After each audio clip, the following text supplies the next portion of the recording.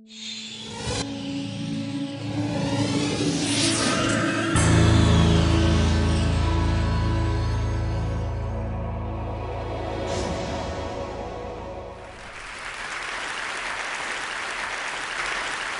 for any of us in this room today, let's start out by admitting we're lucky. We don't live in the world our mothers lived in, our grandmothers lived in, where career choices for women were so limited. And if you're in this room today, most of us grew up in a world where we have basic civil rights. And amazingly, we still live in a world where some women don't have them. But all that aside, we still have a problem, and it's a real problem. And the problem is this: women are not making it to the top of any profession anywhere in the world. The numbers tell the story quite clearly. 190 heads of state, 9 are women. Of all the people in parliament in the world, 13% are women. In the corporate sector, women at the top, C-level jobs, board seats, tops out at 15–16%. The numbers have not moved since 2002 and are going in the wrong direction.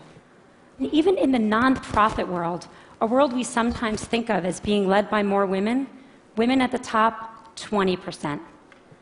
We also have another problem, which is that women face harder choices between professional success and personal fulfillment. A recent study in the US showed that of senior managers, of married senior managers, 2/3 of the married men had children, and only 1/3 of the married women had children. A couple of years ago, I was in New York, and I was pitching a deal, and I was in one of those fancy New York private equity offices you can picture, and I'm in the meeting. It's about a 3-hour meeting, and 2 hours in, there's kind of needs to be that bio break, and everyone stands up, and the partner running the meeting starts looking really embarrassed. And I realize he doesn't know where the women's room is in his office. So I start looking around for moving boxes, figuring they just moved in, but I don't see any. And so I said, "So did you just move into this office?" And he said, "No, we've been here about a year." And I said, "Are you telling me that I'm the only woman to have pitched a deal in this office in a year?" And he looked at me and he said, "Yeah, or maybe you're the only one who had to go to the bathroom." So the question is, how are we going to fix this? How do we change these numbers at the top? How do we make this different? I want to start out by saying I talk about this, about keeping women in the workforce, because I really think that's the answer.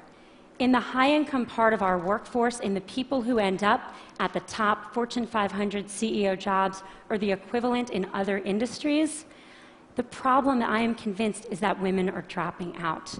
Now, people talk about this a lot, and they talk about things like flex time and mentoring and programs companies should have to train women. I want to talk about none of that today, even though that's all really important. Today, I want to focus on what we can do as individuals. What are the messages we need to tell ourselves? What are the messages we tell the women that work with and for us?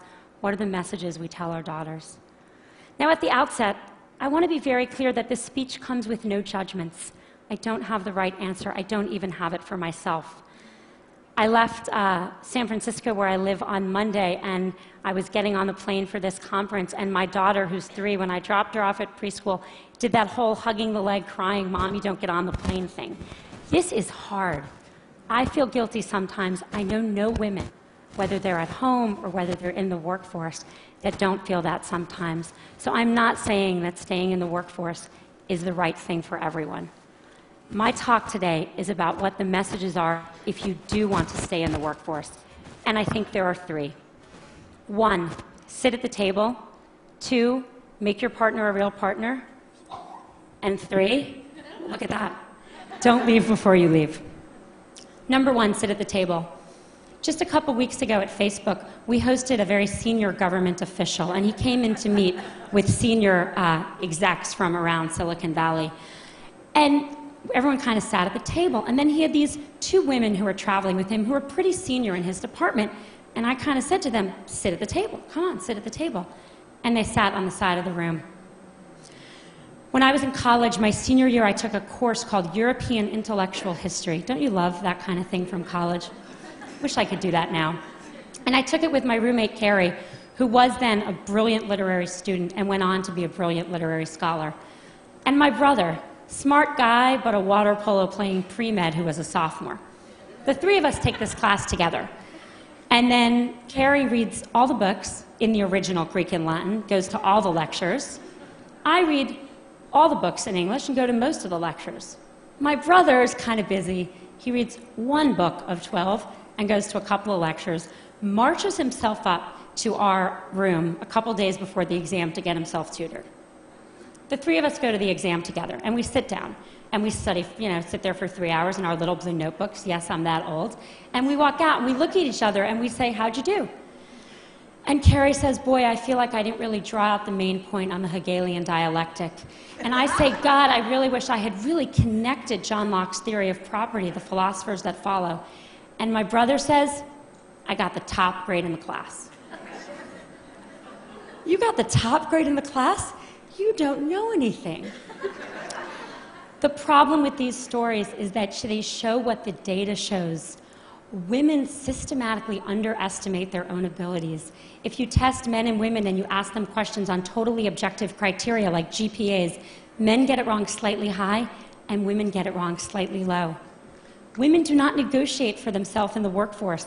A study in the last 2 years of people entering the workforce out of college showed that 57% of boys entering, or men, I guess, are negotiating their first salary, and only 7% of women.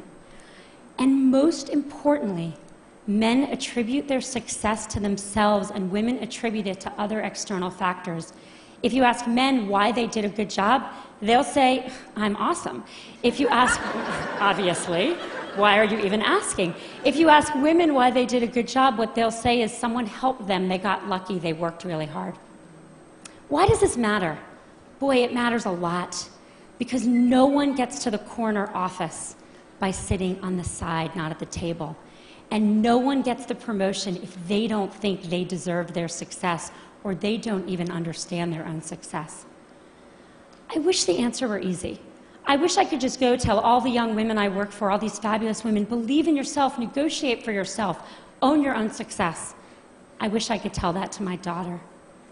But it's not that simple, because what the data shows above all else is one thing, which is that success and likability are positively correlated for men and negatively correlated for women.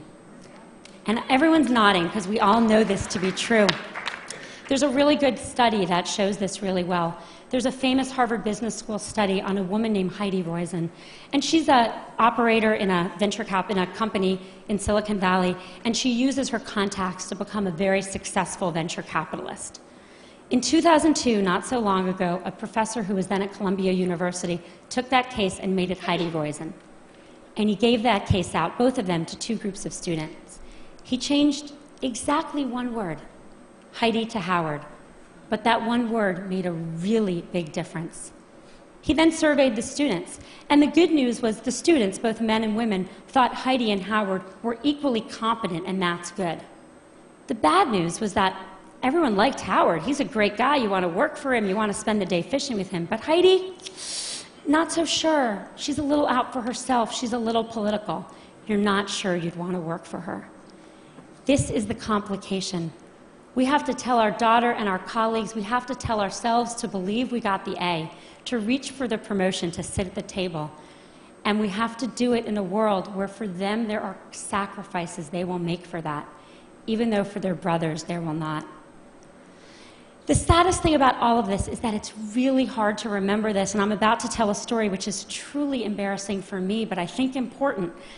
I gave this talk at Facebook not so long ago to about 100 employees. And a couple hours later, there was a young woman who works there sitting kind of outside my little desk, and she wanted to talk to me. And I said, okay, and she sat down and we talked, and she said, I learned something today. I learned that I need to keep my hand up. I said, what do you mean? She said, well, you're giving this talk, and then you said you're going to take 2 more questions, and I had my hand up with lots of other people, and then you took 2 more questions, and I put my hand down, and I noticed all the women put their hand down, and then you took more questions. Only from the men.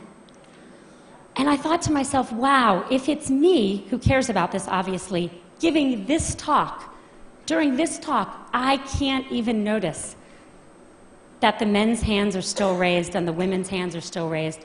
How good are we as managers of our companies and our organizations at seeing that the men are reaching for opportunities more than women? We've got to get women to sit at the table. Message number 2, make your partner a real partner.